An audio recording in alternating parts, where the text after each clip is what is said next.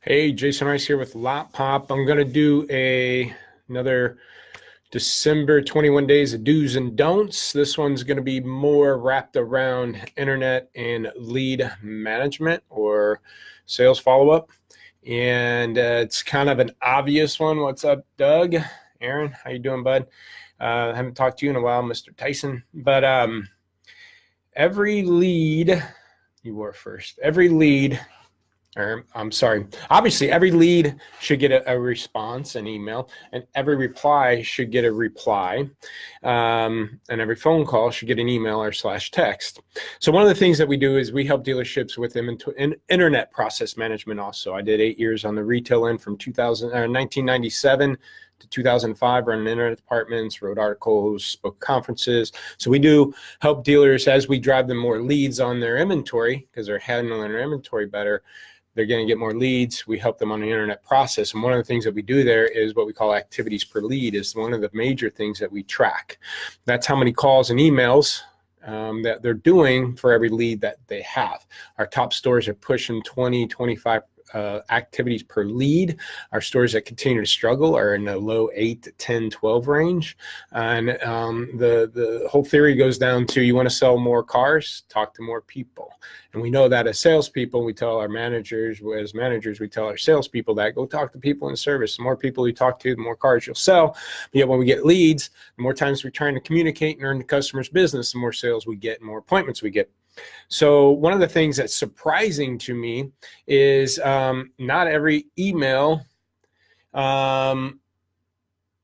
is getting every reply was getting replies. And one way I would test this and maybe do a mystery shop for a dealer, especially let's say a VIN solutions dealer. I know this one off the top of my head. If you want to go into reports, there's an activity breakdown. You can do an activity breakdown by department or as the store as a whole, but let's say the people handling your internet leads. If you go in there for the week or whatever time window you put in, you can see how many internet leads they have. So let's say they have 20 new leads this week. And then how many email replies inbox that they have, and let's say they have 40. You can also see how many are in their outbox, how many emails that they send. And if they have 50 in their outbox, you have a problem. Here's why. They got 20 new leads, so every one of those new leads should have got an email, right? Hey, I got your email, obviously a phone call and everything else, but got your email, car's in stock, click here, blah, blah, blah. So every new lead should have got a reply. And then every reply, the 40 in the inbox should have got a reply. But I'll open looking at leads and then people say, oh, I already bought, no longer interested. And we don't reply or acknowledge it. And so if you add the 20 and the 40, they should have had at least 60 go out in their inbox and they only had 50. So that's telling me they're not even covering the minimal of what they should be doing, much less any added emails. And I'll talk about added emails in a minute.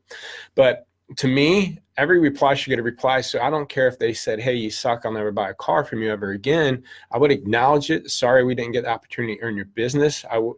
Please let me know what caused you not to be able to purchase your next vehicle or your vehicle from us.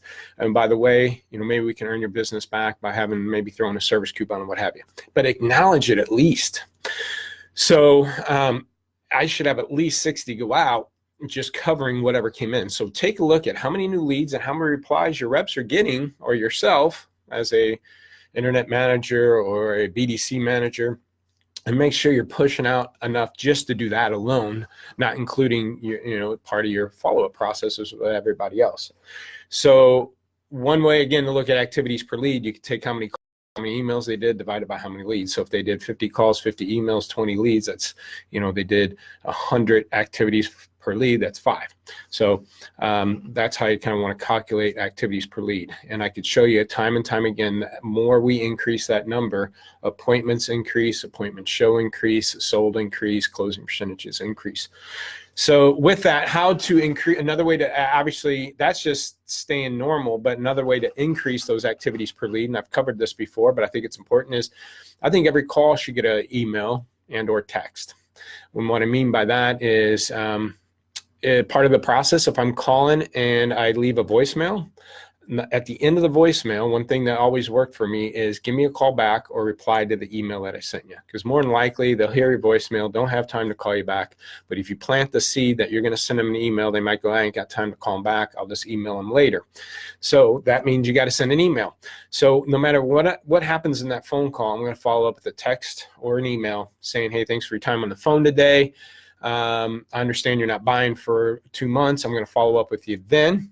Or, hey, I just left you a voicemail. I wanted to update you what's going on. It's been about 2 weeks since submitted the lead. The car's still available. Matter of fact, the incentives got better, or the price just got dropped, or wherever you're at in the process.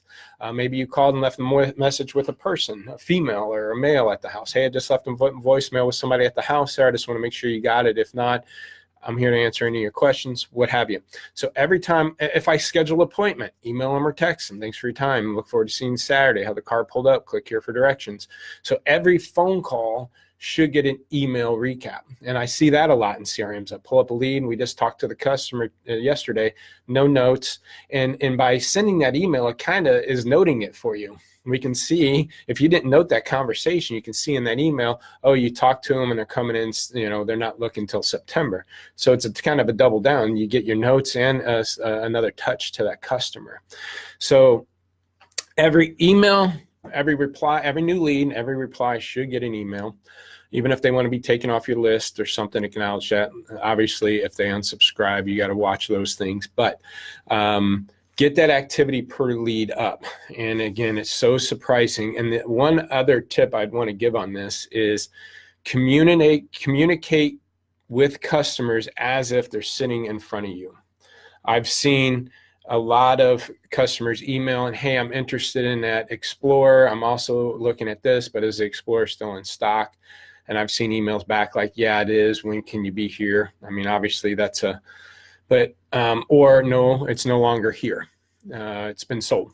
And that's all we say. And I try to teach them, it's like, imagine a customer walking in the door, you greet them and they say, do you still have this whatever Explorer still in stock? And you basically just said, no, it's sold, and turned around and walked away. You would never do that. So why are we doing that in emails?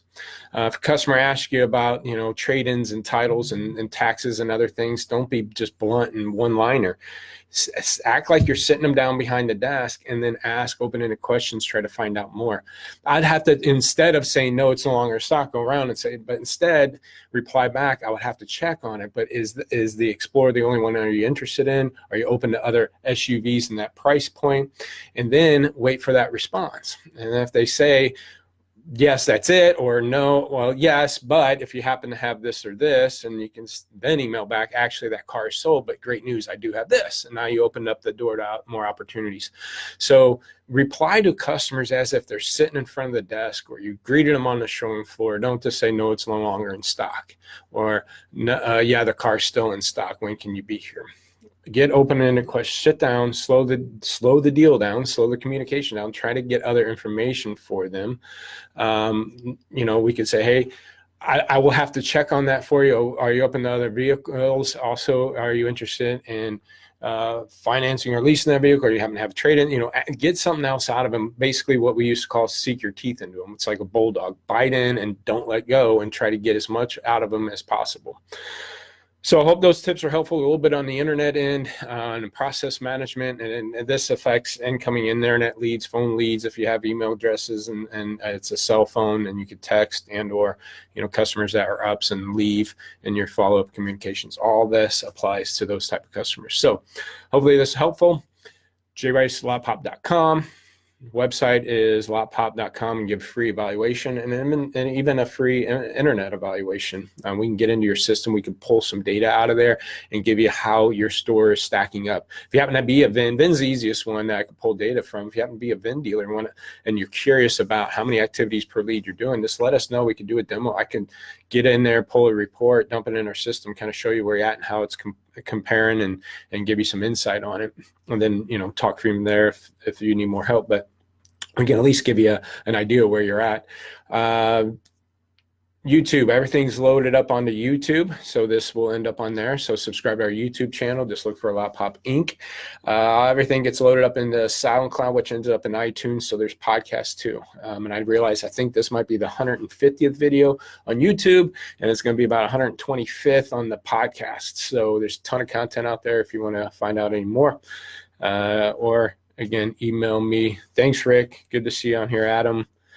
Thanks for the heads up there. Hopefully you can get together with you guys too. So give me a call or email if you need anything. Again, jrice.lotpop.com or 844-LOTPOP4. Thanks.